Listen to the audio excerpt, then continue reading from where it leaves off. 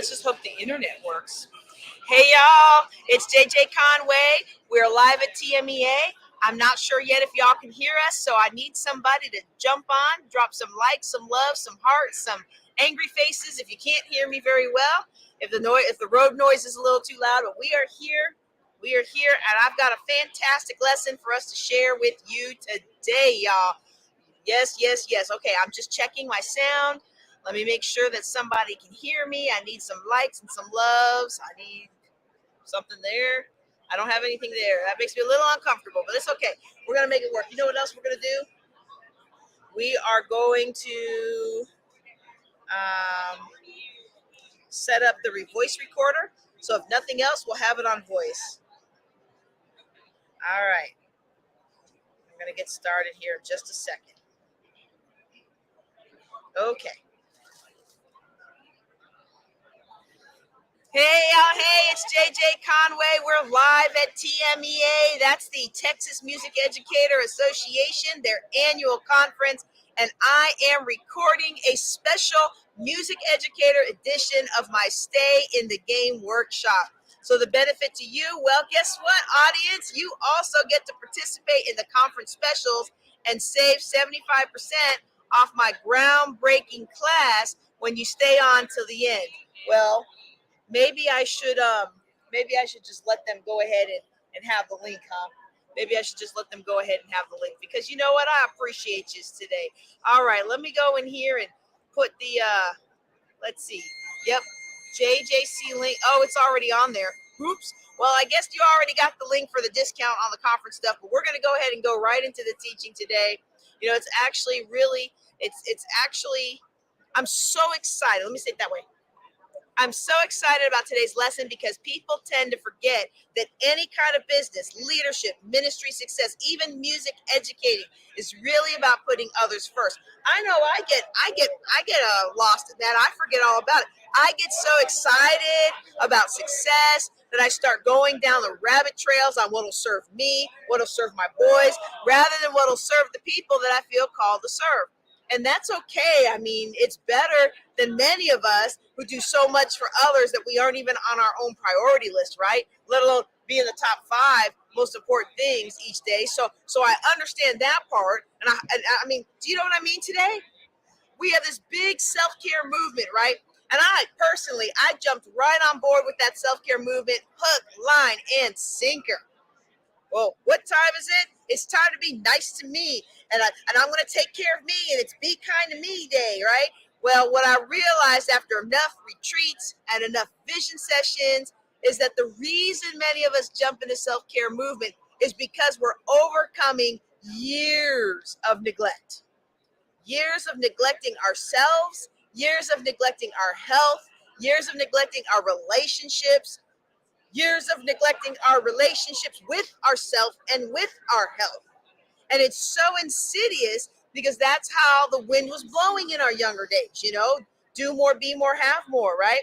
But when I look at the best, when I look at what the best do, I note that the most successful people in my life, they put themselves and their faith at the top of their day. They wake, drink water because the body needs it. They pray, meditate. Now, praying and meditate is 2 different things, and we can talk about that some other time. But they move their bodies, they groom their bodies, they prepare their spirit, soul, and body to face the day. They make up their bed and start their day with order and discipline. Discipline wins right off the bat. So when I think about living intentionally, I'm not talking about don't take care of you. Okay? Always take care of number 1, even when it comes to your kids, right? For like 4 years now, my little one, who's handing out flyers here in the conference, he always wants me to stay and snuggle with him instead of going for a walk on Saturday or Sunday mornings. And even if we've just snuggled for an hour, he still doesn't want me to leave. And so it's the same thing over and over. You want a happy, healthy mommy, right? Well, walking makes me happy. It helps me be healthy. It helps my body heal. It helps me not be cranky so I can play more with you. And we do this roundabout dance, and then I finally go to walk. And he feels honored in the multiple goodbyes. And I'm cementing to him, I get what you want, but I'm also going to take care of myself. And that's important because many of you never got that lesson growing up. I sure didn't. I'm not saying now that my parents didn't teach it, and I might let my son have an interjection here in a second because I'm sure there's things that I I have tried to teach or that he has wanted to know, and either I'm not teaching it well or he has not really wanted to know what I'm trying to teach. He want to know this other thing. I'm not saying my parents didn't teach me it. I'm realizing there are a lot of things that my parents may have tried to teach me. I don't remember them trying to, but my teenager doesn't remember things I'm trying to teach him either. So there may have been things that my parents may have tried to teach me that I was just too hard-headed to hear, or I was too arrogant in my youth to realize were important, or to pay attention to, or to understand the gravity of. So please, sir, and please, ma'am, as we continue our study of how to live intentionally, how to create our life by design instead of default, if you are the kind of person that taking care of yourself is not in the top 3 of your priority list, whether that's physically, spiritually, emotionally, or all 3, depending on what you need that day, please, please, please hear what I'm saying and don't hear what I'm not saying. I'm saying to build our businesses, we have to lead people, employees, contractors, even our clients. As a music educator, you got to lead your students. Sometimes you got to lead up and lead your administration. You got to do those things in a way that serves them. However, this is not to the exclusion of taking care of ourselves. So really evaluate your calendar and your checkbook and be honest about whether you are spending your time and your money on things that uplift, encourage, and strengthen you and help you achieve your dreams. So, that said, let's talk more about intentional living. And if you don't have the book, you can use the Amazon affiliate link in the show notes. It gives you like 5 cents for every time somebody gives a book. I mean, I'm not going to get rich off of you clicking that link, right? But my boys like to spend those pennies from time to time on things mom normally wouldn't buy. So use my Amazon link when you're purchasing those items, right? Okay. So what we're talking about today, we've been talking about the value of starting our day wondering what we will deliver to other people rather than what we will reap, being at the core of what it means to add value. So at the core of what it means to add value, we are chasing the perspective of what value can I add to somebody today? Whose life can I pour into today? What can I deliver to other people today? Rather than focusing on the core of what it means for me to get something out of the day. I'm going to get something out of the day. Don't you get me wrong.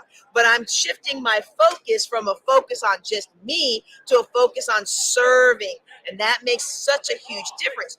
The best way to work with those people that you're leading through this, leading through that, leading through a values process is to let them know the way that they would define success is not what they get out of the session, but rather what they're able to contribute to the session. Oh, wouldn't that be a great way if you could run your business, your classroom, your sports team based on defining success on what you're able to give rather than what you're able to get? My. Kind of goes against, our programming of today's world. I mean, in today's world, we're taught to be out there. We're going to be go-getters. And then when we understand the law of reciprocity, the law of receiving, the first step in the law of reciprocity is to give. It's a cause and effect, right? For every action, there's an equal and opposite reaction. So I'm not just here to help you pile up cash. There are other people who can teach you ways to pile up cash, okay? I mean, the things that I teach when it comes to wealth management, they're not new things. My calling, my lane, if you will, is to help you strengthen your abundance mindset and to help you build your business. I'm an entrepreneur, and I've been given the mission to equip other entrepreneurs, especially those who will contribute to God's kingdom. And too often we look everywhere but which way to what we need and to do in order to grow our business. And that's not just entrepreneurship, but that's also real estate, that's also families, that's also a lot of other things. And I'm gonna invest over here. The deals are juicier. Well, there might be some real juicy deals there, but there's acres of diamonds all around you. Oh, I'm going to spend $100,000 on Facebook ads to capture people all over the country. Okay, you can do that. It might work. It does for some folks. But I don't want you going $100,000 into debt to do something like that when you can mine the acres of diamonds that are all around you and get the seed money to go after that nationwide audience. Because there's something else that somebody might say. You know what? This relationship stinks. I'm going to go over there where the grass is greener. Honey, the grass is greener where you water it. And a lot of us who are unhappy in our relationships, what's really happened is that we and our partner haven't made choices to grow together. And even worse, many of us aren't happy with who we are or who we become. And so then we project all of that onto our partner. And a new honey comes along, doesn't have all that baggage. Woo, that's a whole word right there. I don't know who needs to hear that, but that's not really my lane. So I'm going to get back to talking about money. But I'm going to give you an example real quick because I know somebody needed to hear that. So I'm here at this Texas Music Educator Conference, right? Yeah, I don't even listen to no secular music. I don't listen. I'm not a music person. You play a riff of this and a riff of that, and 10 minutes later, I have already forgotten what it was. That has just never been my lane. I've always been artistic and creative, but it's not my lane. But this is something that my husband goes to for work every year. And so when I look in my schedule, I look at my speaking schedule, I'm traveling over here, I'm traveling over there, I'm going to this place, I'm going to that place. It makes sense to me that I would make the choice to set up in the place that my husband's going to be in once a year. And I'm going to be here. He walks past my booth several times a day. We get to spend time together while he's on something that really helps him be better as an educator. I made a choice. And then he got all on board and he got all excited about me having a booth and he made a choice. And together we made a choice that puts us closer together. See, a lot of people aren't making choices. We're just going around like Brownie in motion. I'm move here, move here, move here, move there, wherever the wind, wherever it takes me. And the next thing we know, my spouse is over here and I'm over here. But we made a choice to come together. You got to make a choice to come together. All right. All right. I'm gonna get back to talking about money, but I do believe if that was for you, go to jjconway.org and look at my list of recommended relationship books. I may not be an expert, but I've had enough failed relationships that I had to learn a thing or two so I could be in a good one and take good care of a good man. All right. You can maximize a lot of business. You can maximize a lot of opportunity. You can maximize a lot of fill in the blank that you don't think is here locally right there in your own community. And I'm of the belief that if I was to take a compass and put that point right on your house where you're sitting right now or right at the place where you're sitting and draw a 20-mile radius around, that there's enough business in that circle for you to retire. I mean, for probably 99% of you. I mean, okay, look, I live in Erath County. Some houses out here, they got a 20-mile radius. You got one neighbor in a 20-mile radius. You got one neighbor, and that's your retired mama, right? I know. We have subscribers from Asia and Africa and the Middle East. And so, for some of you to get to that 20-mile radius, for you, it might be 100-mile radius, right?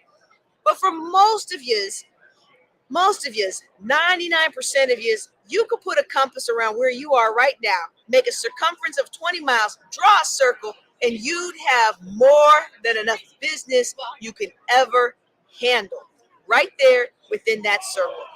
The difference is, wait for it, living intentionally, living our life by design and not default. And part of living intentionally is understanding these universal laws of success. These are time-tested success strategies. And for some people, when we hear universal laws, time-tested success strategies, they think that's a code for new age or metaphysics or that kind of woo-woo stuff, right? Like I served as a physicist in the Air Force for 23 years, and I really feel that the science backs up this approach to positive thinking. Now, make no mistake about it, okay? My faith is I'm a Christian.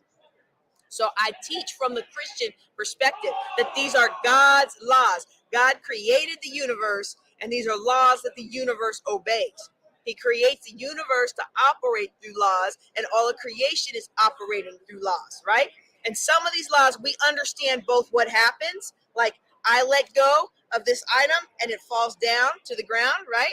We also understand the science behind the laws. I can calculate if I hold this right here and I know exactly how far up it is above the ground, I can calculate with certainty how this item will fall using the scientific equations of gravity, right?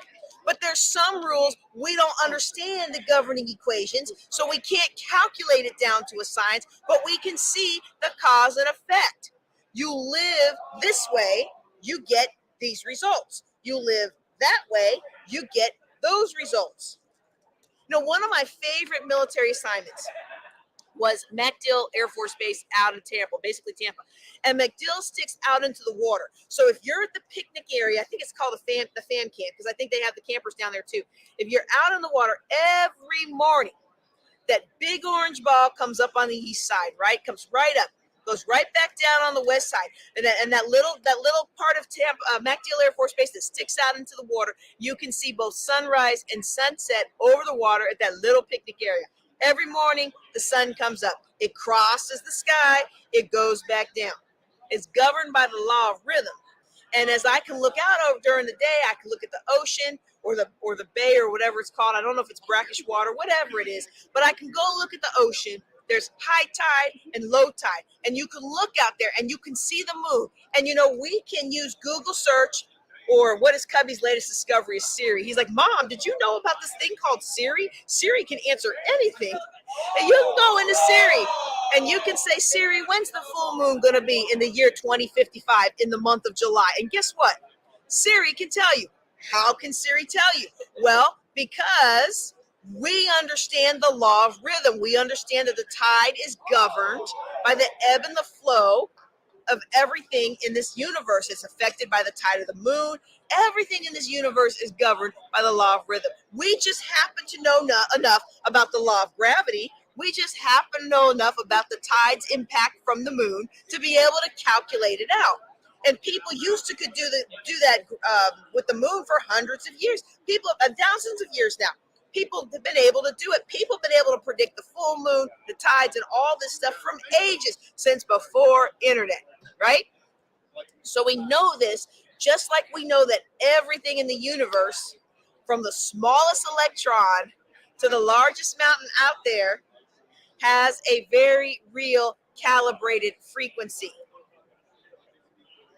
Everything out there has a very real calibrated frequency. It's got movement. It's got a frequency. And I can feel myself, because I did do physics in the Air Force for a while, wanting to get sucked down a rabbit hole of talking about the Tacoma Narrows Bridge and resonance, and how if you hit that frequency, even the biggest structure can just vibrate and come apart, right? And so, but the spirit of prophet is subject to the prophet. So I am going to hold that in, and I'm going to stay on task with our living intentionally. But everything in the universe is in a constant state of movement. You don't think about it. You know, we talk about inertia, and how if you a thing at rest tends to stay at rest, and a thing that's moving tends to stay moving, right? But on the cellular level, everything moves. It's governed by the law of vibration. Now, you're in a home probably, or in an office building or someplace right now, and you're probably thinking, well, my house is not moving. This building is not moving. I can look at my cup and I can say, well, this cup isn't moving unless I physically move it. But that's in the physical realm, okay? When we look at it with our eyes, when we look at it with our physical eyes, our physical sense of sight, it looks as though it's not moving. We can touch it. If I put this still, it feels like it's not moving. But intellectually and at a higher level of awareness, you know that things are falling apart. They're actually disintegrating right before your very eyes. It's just happening at such a slow rate of vibration that you can't really see it. You know it's falling apart. Even the IRS knows it's falling apart. That's why they give you depreciation on your taxes, right? That's why they give you depreciation on your taxes, even on a cellular level, okay? What we think is a solid piece of metal, wood, fabric, inside the atoms that make up that item, the materials of your car, the materials of this cup, The electrons are moving around inside each atom constantly. Inside the plants, well, that tree is solid. Inside that solid tree trunk is life. Cells transport air and nutrients, but to us, it feels like solid wood. Now, eventually, you cut the wood down and the life dies out of it. But while it's still a living tree, it looks hard, it looks solid, but on the cellular level, there's all kinds of movement going on. You know, I'm looking around. I'm looking around at some beautiful flowers. All right. Now my favorite is the lily. I just like how they smell. It's funny because the lily is one of the strongest flowers, and I tend to have a strong personality. Maybe that's why I like the lily. I don't know. But I also like gladiolas, right? They're the ones on the long stem. They're the ones on the long stem, and when I get them from time to time, or when you buy them, I like to get the ones that have a lot of buds that haven't bloomed yet. You know, in a few days, whenever your event is, you're buying flowers for, you want it to bloom for the event, and so you can ask the florist, right? You can ask the florist for whatever flowers you're looking to get. When will this bloom? And for the most part, they'll be able to tell you because they understand the law of gender. The law of gender is the law of incubation. There's a gestation period for all seeds, right? We know a farmer knows that when they plant corn, they know exactly how many days it's going to take. They would never plant the field of corn and then, go out the next morning and be like, it's not working. Dig it up. Do something else. The farmer waits with understanding. Understanding what? Well, understanding the law of gender, understanding the law of gestation. And for you and I, we create our lives by law, whether we know it or not. And there's laws that govern the way that we think and behave and ultimately create our life. And when we understand what those laws are, we can understand the process of creation, that there is a creator and that we are the creation of the creator. And we've been gifted the ability to create. And then now we are able to create. But if you're not aware of that, then what do you believe in? Luck and chance, right?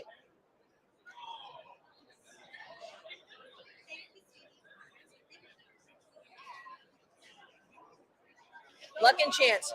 I don't remember if it was Carl Jung or if it was Viktor Frankl, but one of them said, if we don't know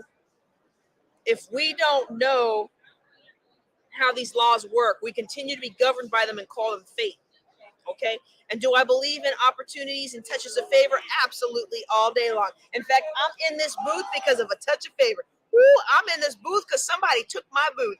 And instead of being way in the back with all the first timers, I got me a juicy spot right up here. Why? Not because I'm special, not because somebody felt sorry for me, not because they took my booth, but because a slot opened up, somebody took my booth, and they moved me up. It was such a nice blessing. I really am very appreciative of it.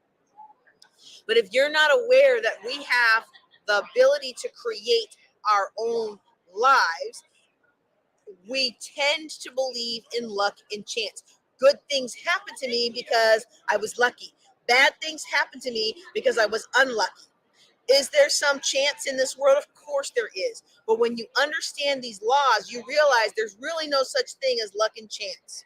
That conditions and circumstances have been formed, and everything that we see, you can look at your TV, you can look at your book, you can look at your car, you can look at your phone, you can look at my cup, you can look at this kid, this young man,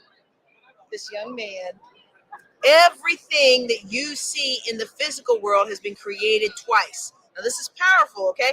Everything you see started first in the mind of an individual. Somebody had a thought, and what you are seeing is the physical manifestation. And when you look at your computer, you look at your TV, you look at the couch, or you look at the carpet, whatever you're looking at is the unredacted thought of somebody. And unredacted, and what I mean is somebody didn't reject the idea. Why did Edison illuminate the world? Why did the Wright brothers introduce us to the kingdom of flight? Why did Salk cure polio? Well, it's not because they're the only ones who had the idea. It's because everybody else who came up with the idea before them quit. At some point in time, they rejected the idea. Oh, that won't work. See, they didn't understand the law of gender. They gave up way too early. They gave up way too early. They quit. The Wright brothers were not the first to attempt flight. They were the first to finish. Jarvik wasn't the first to try and create the artificial heart. He was the first to not quit and finish. Edison certainly wasn't the first to try to illuminate the world. He was the one to not quit. He finished. So it's hard to live our lives by design instead of default if we don't understand these laws. Because if we don't understand the laws of how we operate, if we don't understand the laws of how we create, if we don't understand the creative process in the individual, then what we will do is we allow our life to unfold.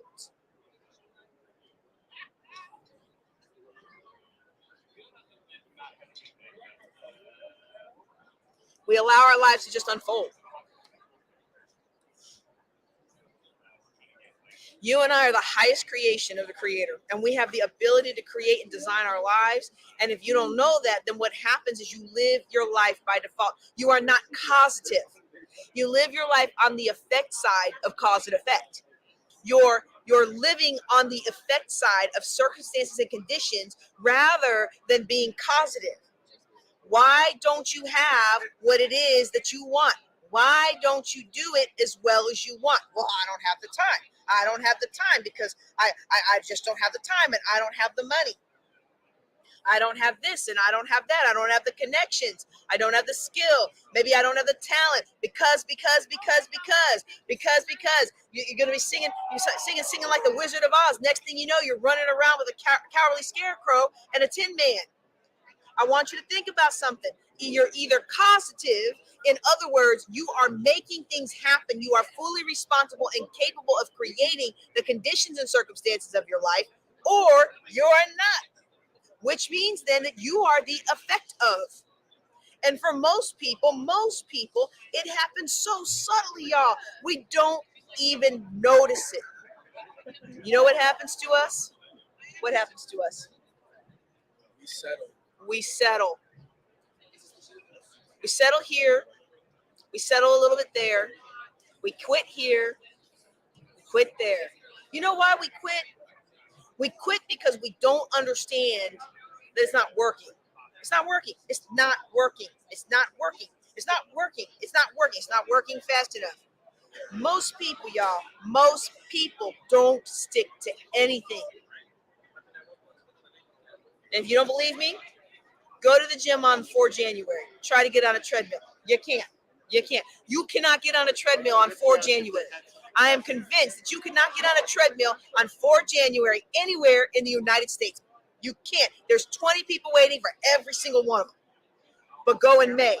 You could shoot a cannon through the place and not hit a soul. Why? Because they all quit. All these great New Year's resolutions, I'm going to get in shape. They fight for the treadmills, they get all the cute outfits, and then what happens? This is never going to work. This diet doesn't work.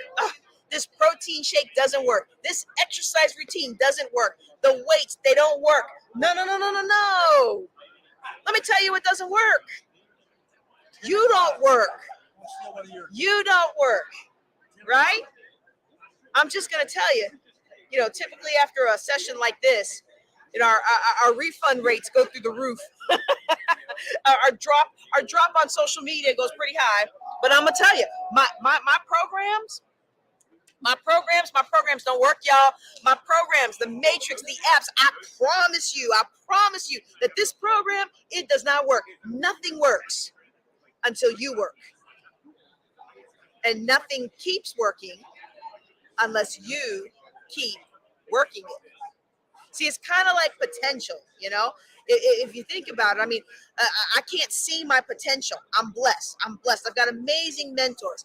Dr. Cheryl Wood, John Maxwell, Dr. Boyce Watkins, David Meltzer, a handful more that pour into me with some regularity, right?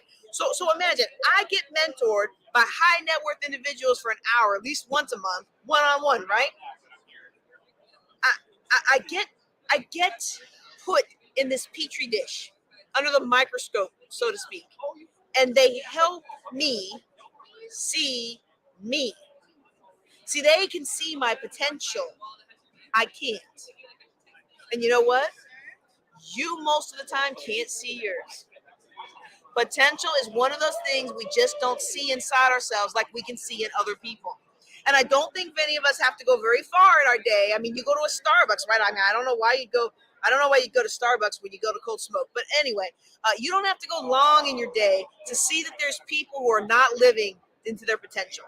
Go to any diner. It'll be 5 or 6 waiters or waitresses, right? And there's 1 or 2 that always stand out. It's like, which one of these doesn't belong? You know? It's like cucumber, cucumber, cucumber, carrot. You know what? Which one of these? Which one of these? Do you ever see somebody just not living up to their potential? You kind of want to pull them aside. You may not because you're still young yet. But I know I kind of want to pull them aside and say, what are you doing? What are you doing? Why are you here? You got so much. You got so much more. What? And in most cases, it's because they settled. Well, same old, same old. Really? That's not our natural state. Our natural state, we are gifted with an intellect. We are spiritual beings gifted with an intellect, experiencing this world through a physical body. We are spiritual beings. Simultaneously, we live on 3 planes of existence. We know this, right? Body, soul, and spirit. So my colleague, Nick Vujicic, some of you might know him. He's the guy with no arms and no legs. You might have seen him on YouTube, right? You spend a couple of minutes with Nick and you realize that we are not just physical beings. I mean, the guy's got no arms, no legs. He's a torso, right? But spend 2 minutes, spend 30 seconds in the presence of this guy and you realize that he is all there. He's more there than most people with arms and legs are. He's a spiritual giant. His spirit is so strong. And that's why he's spoken to, get this, 500 million people. That's 500 million people. He's spoken about like what? 1 in 15 people in the whole world. That's how strong his spirit is. And it's that part of us that's for fuller expression and fuller expansion. That is our natural state. Our natural state is to be expanding and growing and constantly thriving, taking risk. We're natural born risk takers, and yet we're programmed. My programming says better safe than sorry. You know, our natural state. Let me tell you something about our natural state. You can spend a little bit of time with a baby. You know, my sister recently had a baby. I think she's almost 2 now, or maybe she's turned 2. Little Alicia. She's a doll baby. She's just so snuggly and huggy, and she hadn't been programmed to hate yet. And the world hasn't programmed her to hate yet. Hate is a program. You know that, right? Hate, you don't come out. You don't come out with hate. You pick up hate along the way. You understand that, right? When you come out with love. Your natural state as a spiritual being is from love. But then comes along, don't talk to strangers. Don't talk to strangers. See, we're born perfect, and then we're programmed to fail. So my lane, I'm your financial planner, your financial coach, your women's wealth mentor. Woo! But really, I'm a mindset gal. And okay, so that's not what we call this. Nobody signs up for mindset, right? I produce podcasts, I produce courses, I help run businesses, I consult with businesses. I'm an entrepreneur, I'm a real estate investor. So what qualifies me to be those things, huh? Is it my PhD from Harvard Business School? Is it my MBA from Yale? Well, it's none of those things. None of those things. I don't have any of those things. I've never been accepted into those schools, right?